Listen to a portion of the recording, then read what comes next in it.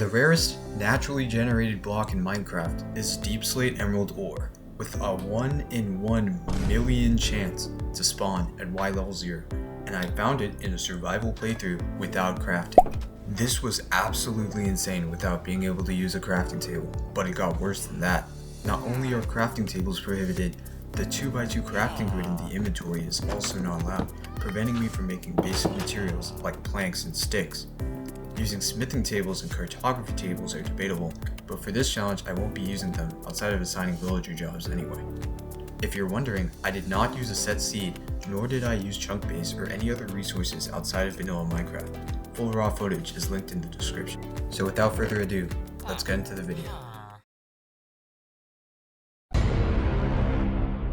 After loading in, my first objective was to get tools, but being unable to craft them, there were only two options: either loot them from a structure or trade for them with villagers.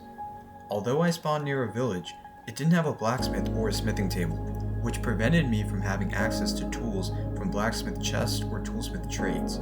However, it allowed me to obtain beds early on, which I wouldn't have been able to craft myself. I spent the first few days looting any structures I could find.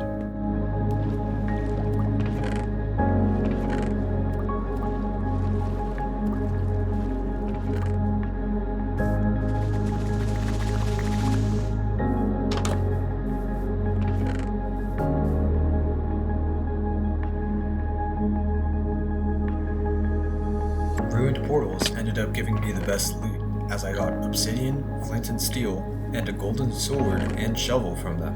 Eventually, I found a toolsmith villager, but he was selling nothing but a shovel, and I already had that. After this, I felt devastated, but luckily for me, there was somehow another toolsmith at the very same village, selling a stone pickaxe.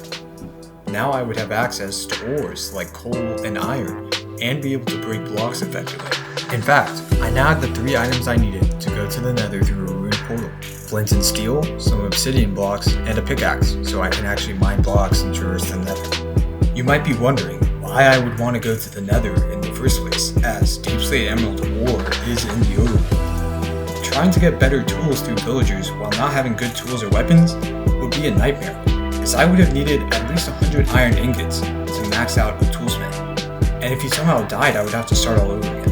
Therefore, looting structures was the better early game alternative, and bastions are one of the best places to find already crafted diamond gear. So my next goal was to find a ruined portal that was at least halfway complete, because I only had 5 obsidian, and build a portal to the nether to gain access to a bastion. And after finding one underneath a frozen ocean, I destroyed the crying obsidian and covered the portal up with blocks to drain out the water, and put down a bed and a chest to store my important belongings that I wouldn't need in the nether, as this would be a dangerous mission.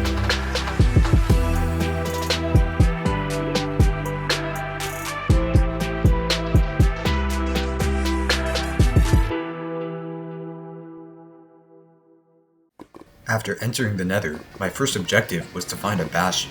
So by using the F3 pie chart, I was able to pinpoint the direction of the nearest bastion, which, luckily for me, was a treasure bastion. This was good news because the treasure room has some of the best chests out of any bastion.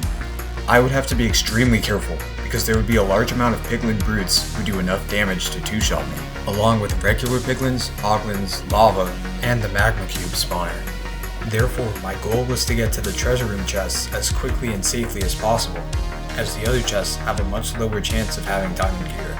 I used blocks to block off the piglin brutes on the bridge so I wouldn't have to deal with them, and took an alternate route to the treasure room to avoid them. Not only was this route safer, but faster as well.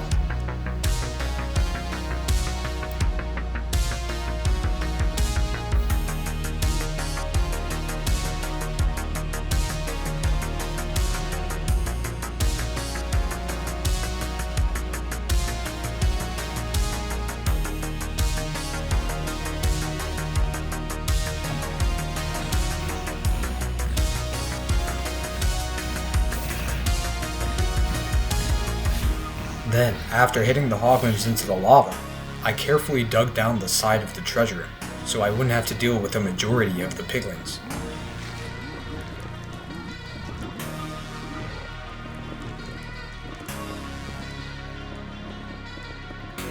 I eventually found a chest guarded by a piglin brood. Using my height advantage, I killed off the brood and the other piglins that came to help.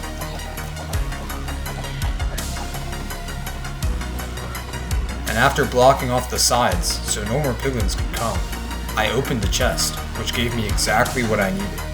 A diamond pickaxe enchanted with mending. This was pretty lucky, and after considering whether I should continue to loot more chests, I decided that the risk outweighed the potential reward. Then I left the bastion the way I came, and left the nether through the portal.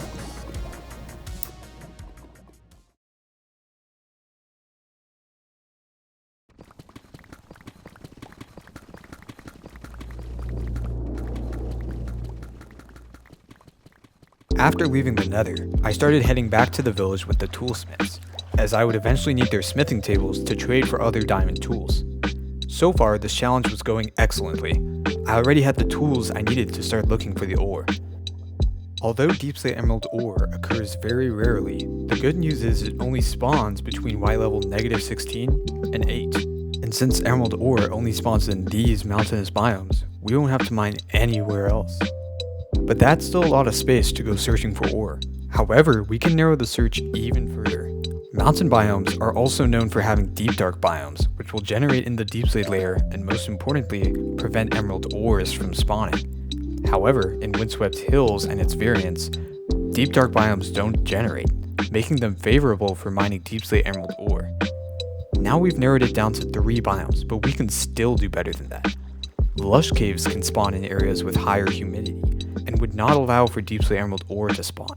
Therefore, since Windswept Forests and Windswept Hills have higher humidity values than Windswept Gravelly Hills, the best place to mine for Deepslate Emerald ore is the Windswept Gravelly Hills. This biome is known to be incredibly rare, and according to a recent short from Pink Guy, the rarest biome in Minecraft by surface area and the only biome taking up less than 0.1% of the world is the Windswept Gravelly Hills. Yeah, this biome would be pretty tricky to find. But I bet you didn't notice, as I was fighting these pillagers, I came across it by pure accident. Since the village was in a snowy village, in the snowy plains, there was a decently high chance of finding a Windswept Gravelly Hills biome nearby, as they were often found close to each other. So now all I had to do was mine down to y equals -2, as that was where the chances for Deepslate Emerald ore were the highest. And then dig strip mines 2 blocks apart to ensure I don't miss a single block, as Deepslate Emerald ore veins almost always contain only 1 ore.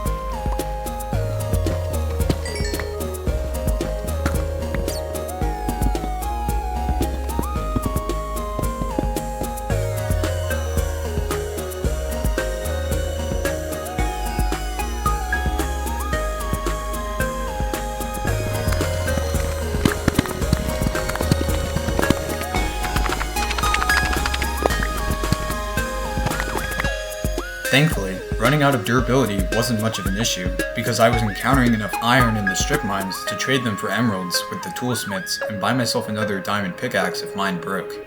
And then, after 7 days of mining, this happened.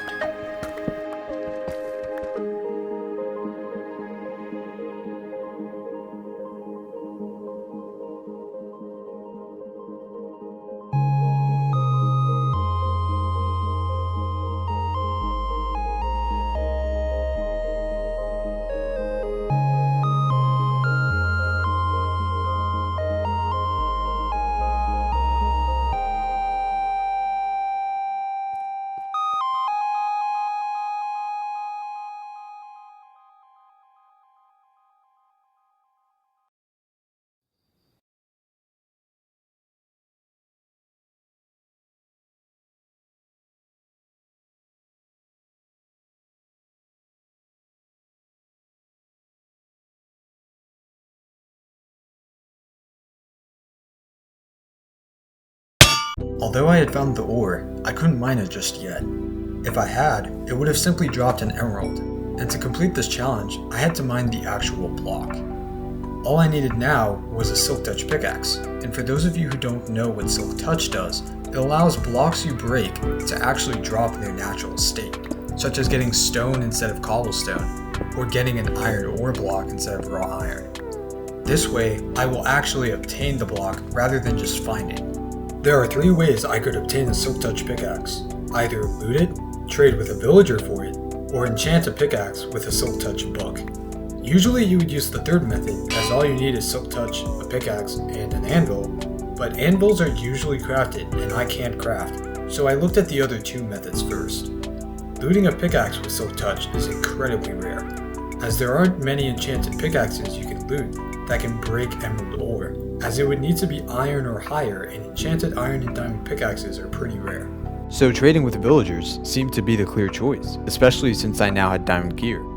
I assumed enchanted pickaxes from villagers had a randomized enchantment, and went back to the mines to gather more iron so I could max out more villagers. But after going through 5 of them, and exhausting the village of all its villagers, I started to doubt whether it was even possible to get a Silk Touch pickaxe through villagers. After thinking about it, it's never happened to me before, so I started considering alternatives. And after doing some research, turns out you can obtain an anvil without crafting. It just requires finding the rarest structure in Minecraft, the Woodland Mansion. They are large, dangerous structures, which have lots of hostile illagers like Vindicators and Evokers. One of the rooms of the Woodland Mansion, called the Forge Room, contains a damaged anvil, and is the only place where a naturally spawning anvil can be found. If I could find a mansion, get the anvil, and then use it to put a Silk Touch book on my pickaxe, then I would finally be able to collect the ore. So first I found another village and traded for a Silk Touch book, which was extremely easy, and then found a cartographer because they can trade Woodland Mansion maps. However, it turns out they only sell them as their final trade, so I would have to max them out to get one, which I soon found out was actually impossible because they wanted either paper, which I can't craft, or emeralds and a compass, which I can't craft either. So that left me with only one choice: to find it without a map. Yeah, this challenge was turning out to be kind of annoying. Woodland Mansions are so rare that even with a map, you would have to travel thousands of blocks to find one. And since I wouldn't have a map, I could easily miss them. However, they only spawn in dark oak or pale forest biomes. Primarily dark oak, since pale forests are usually small and next to dark oak anyways. Since dark oak biomes are often near other forest biomes, my strategy was to stay in the forest, but still go in the same general direction to maximize my chances of finding a dark oak biome while not accidentally exploring the already explored.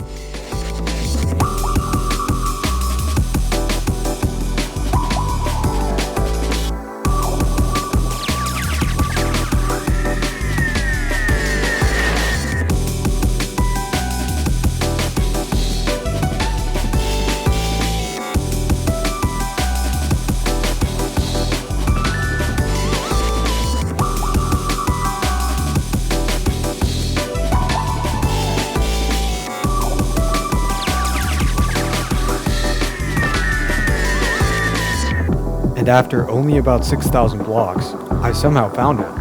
I was incredibly lucky to find it so quickly, but after fighting off the Vindicators and clearing the mansion, I realized I hadn't seen the Forge Room yet. And after thoroughly checking it again, and checking the secret rooms, I still hadn't found it.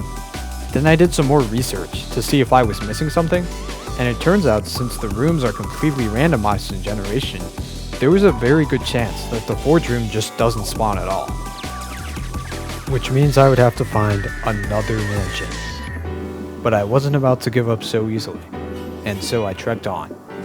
And after another 20,000 blocks, I kept going, just running in a singular direction for hours on end. And after 50,000 blocks, I finally gave up. After looking deep in the Minecraft wiki on enchantment table mechanics, I eventually found out that Silk Touch has a lower weight compared to other enchantments, and the chance of getting Silk Touch from the villager trades was 5%, which was really mid, but also wasn't 0, and also might not be as bad as trying to find another woodland mansion without a map. But it would still take a lot of grinding, so I made another portal, found some endermen, and got some pearls, went back into the overworld and spent an hour searching for naturally generating ladders in the village, and then used the ladders and pearls to go to the nether room and run back towards spawn, and finally arrive back at the original village. At this point, it was day 75. Almost half of that was wasted trying to find an anvil. But I was determined, and after all that running, I yearned for the mines.